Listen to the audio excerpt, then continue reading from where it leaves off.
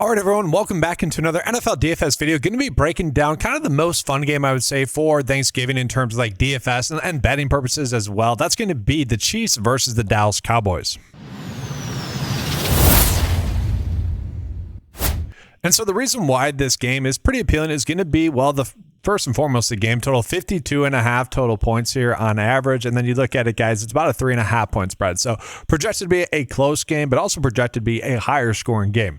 Now for the Chiefs, it is kind of a straightforward slate. They definitely are the team that gets the easiest matchups here for DFS purposes. Now, the biggest question mark that we have, though, for the Chiefs is what will the running back split be? Okay, Kareem Hunt has been the workhorse running back over the past couple of weeks and really would have been an easy click, I would say, had Isaiah Pacheco not been active in this game. But he's going to be good to go in this game. And so I think we're just going to go back to kind of the somewhat 50-50 split that we saw them get, which I actually don't know if that's going to help or hurt Rashad Smith. He is someone that seemed like he was going to be in for a bigger role once Isaiah Pacheco got injured, but his role basically stayed the same. It's just whether or not they see an advantage to throwing the football to Smith out of the backfield. And he might be someone we could look at as a value play, but overall, all the running back plays are now very much touchdown dependent plays, although Smith becomes a little bit more intriguing in a game where you could see the Chiefs playing from behind. So if you're someone that likes the Dallas Cowboys to win this game,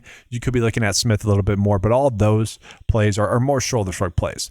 Now, the easy play is definitely going to be Patrick Mahomes, guys. Everyone's going to be on him. He's the chalkiest player on the 3-game slate. He's going to be the chalkiest player here on this slate as well. The thing with Patrick Mahomes is I don't know if we necessarily need to play him in the captain spot because I think we can get those points elsewhere.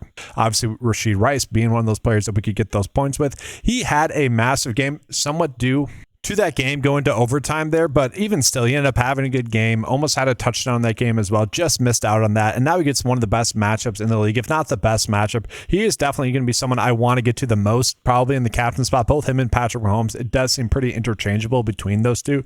That being said, I don't mind the idea of getting to Xavier Worthy as like a cheap discount captain play.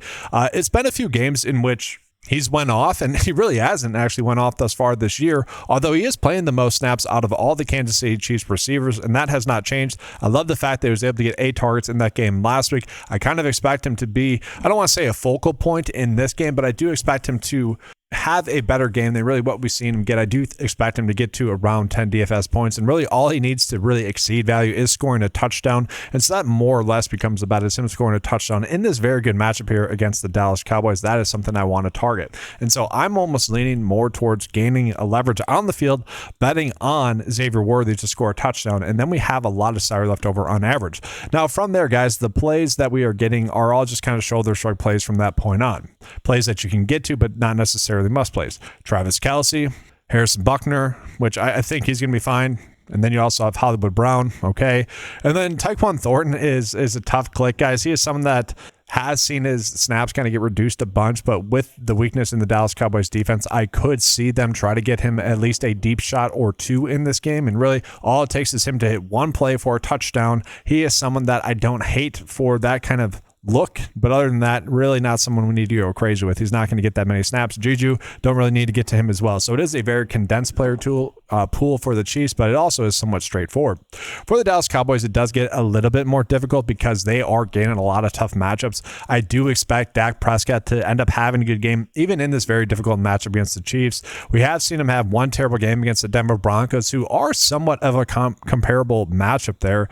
Obviously, we don't like that, but other than that, the lowest game that we've seen him get was about 14 against Philly. He did have a bad game there, but that wasn't on him. He played very, very well in that game. We all remember that opening night game where everyone was dropping it. CeeDee Lamb was terrible, but I think we at least get a floor of 14 DFS points, which I think would be enough. But obviously in this high scoring game, Vegas is expecting him to have a good game. And if we look at the 9-to-5 data as well, guys, they are projecting, or my data is projecting him to have about 18.3 DFS points. Obviously, if he ends up getting that, that's going to be enough for us. Receiver-wise, that's where it gets difficult for the Dallas Cowboys here. Okay, so CeeDee Lamb does project to get more points than does George Pickens. So naturally, I think we should begin to CeeDee Lamb a little bit more. But to me, it almost feels like a slate where we have to choose one of the two and hope that we are on the correct one.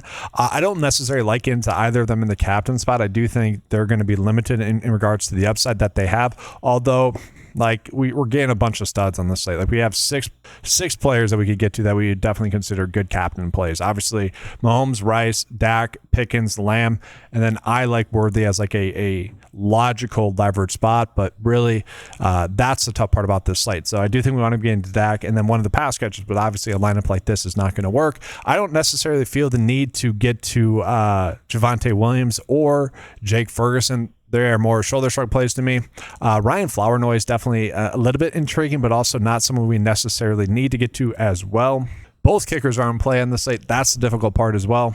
And then, I mean, if we really need a punt for value, Hunter Lumpke is okay. I called out in the last showdown slate that he was on where they basically needed him to play well, that he would end up being a decent showdown play. That ended up coming through. Ended up having 7.1 DFS points. That was from the 9-to-5 write-up. I don't think we necessarily need to get there for this slate with him, but he is priced a little bit too cheap for a player that all he needs to do is get a catch for us to really hit value on a very top-heavy slate here where we definitely want to be paying up. He is someone that does make sense in that type of approach, but trying to close out this lineup for you guys, it is definitely difficult. I will say that. Like ideally, I'd be able to get to Harrison Buckner and Brandon Aubrey and feel pretty good about that. We are about $700 off. So obviously that's not going to work. Maybe we do bet on Dak to have a bad game, and then we can still get to CeeDee Lamb or George Pickens, who still could end up getting to value and maybe even producing the same amount of points as Dak. And so I don't mind doing this. I think this ends up being a pretty logical approach for the slate, assuming that Dallas could end up struggling. And if they are, I still think the offense is going to be productive enough to get into scoring range to the point where Brandon Aubrey is able to produce. So this lineup does hold at least a decent amount of logic. And I do need to talk about Noah Gray, guys. Noah Gray is out, so another punt play that we could potentially get to is going to be Robert Tonyan. Now, I don't think he's actually going to... Noah Gray actually has a role. I don't think Tonyan's going to be in the Noah Gray role, but he might get into the Noah Gray snap. So what I mean by that is there's a few games where Noah Gray will have plays specifically designed for him. I don't know if I necessarily see that happening with Tonyan, but if we can get him just getting those snaps... At $200, that is a good punt play. So either him or Lumpke end up being pretty decent punt plays. And so just going to give you guys a sample run of what the top 20 lineups are looking like right now. Patrick Mahomes, Dak, CeeDee Lamb, Travis Kelce, Harrison Buckner, and that's punting to Brashad Smith. That is an educated guess that he's going to get some work catching the ball, but I don't hate that. What I do find interesting is that it's not really punting to like Tonyan or Lumpke at all. This is the first lineup that does. Lamb, Dak, Pickens, Javonte, Kelce, and Tonyan. For this lineup, I think we'd want to get to Dak instead of Mahomes there. But overall, I think you guys get it. That's going to do it, though, for this video, guys. Appreciate you being here. Make sure to leave a like and subscribe to the channel. Be on the lookout for the late night NFL DFS showdown slate for Thanksgiving. And then I also will be coming out with a Friday video for you guys as well. That's going to do it, though, for this video. Thanks for watching. Good luck. And as always, let's keep cashing.